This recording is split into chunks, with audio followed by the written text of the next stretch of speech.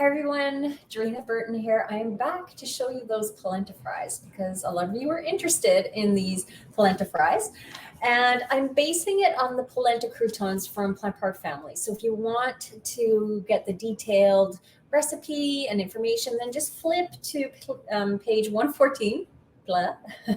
Page 114 of Plant Powered Families. Too much alliteration there, right? And we're using store-bought polenta. I buy the tubes of organic polenta from Trader Joe's, and you just get it out of the tubes. When you take it out, it's like this, and a little bit of water comes out, so you just let that drain over the sink, and then you have your polenta tube. Cut it in half. I've already made some fries here. Cut it in half, and then put the flat side on the edge of your cutting board. This again is the Eli Home cutting board. I'll give you the link to that. Such a nice cutting board.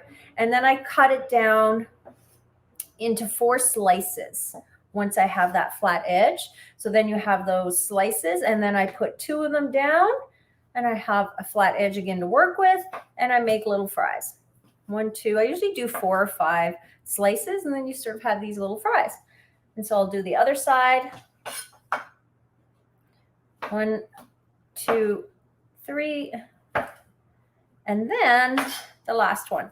So when you get these in the oven, they take a while to kind of get crisp. So you don't want to bake them too high and have them kind of burn. I usually bake them at about 400, 425. I think that's what I bake them at. I should double check the recipe, but generally I think it's about 425. And let me just double check since I have the book here. Sometimes I just pop them in and check it as I go and then kind of increase the heat. But let's see what it says here.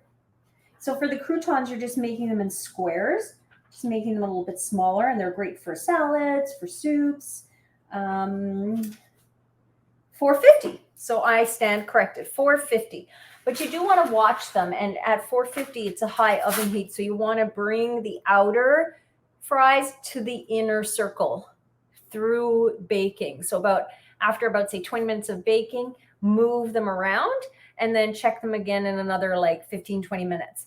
So then you get your baking sheet, line it with parchment, and then I take coarse salt and I just grind it over the sheet. And it acts like a bit of a buffer between the sheet and the polenta fries to help them bake. Plus it seasons. And then you can add other seasonings if you want. I really like them very simple with sea salt, maybe a little pepper, maybe a little rosemary. And that's it. These go into the oven, guys. You just want to give them room to bake. And when they bake, they come out like a little crispy, but still kind of soft, slightly chewy on the inside. My family loves them. And when you have leftovers, you do need to reheat them again to get them softened on the inside and a little crispy again on the outside. But seriously, guys, I never have leftovers of these. Everybody eats them really quickly. They're great as croutons, as little fries. You can make them in rounds, whatever you like. So that's it. This is as much as you want on a sheet. Usually I'll do 2 sheets and 3 tubes. So I'd have about 1.5 tubes on one sheet. I haven't tried air frying them. I'm not sure how the polenta would stick or not to the tray for air frying. Here we go. So that's going into the oven, 450. And I will show you how they look when they're done. They're absolutely delicious, and you're going to want to have some good sauces for dipping. Okay, I've got lots of recipes for that. I'm back with those finished polenta fries. They're amazing. Okay, have a look at them. They're nice and golden now. I'm going to take up 1 or 2 and just show you. So you can see here they are, nice and golden. Now, this one's pretty hot.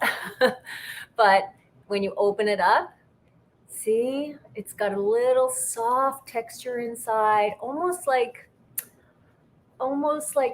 seriously like a deep fried fry. It has this like crispy outside and this tender cornmeal inside. So give these a try. They are absolutely a favorite here. There's another one. And you need to bake them till they get this nice crispy golden exterior and they're still tender on the inside. All right. I hope you enjoy them. They're amazing, delicious. Have fun trying them and let me know how you serve them. Maybe what your favorite dipping sauce is. And I'll link a few dipping sauces in the description. Okay, enjoy.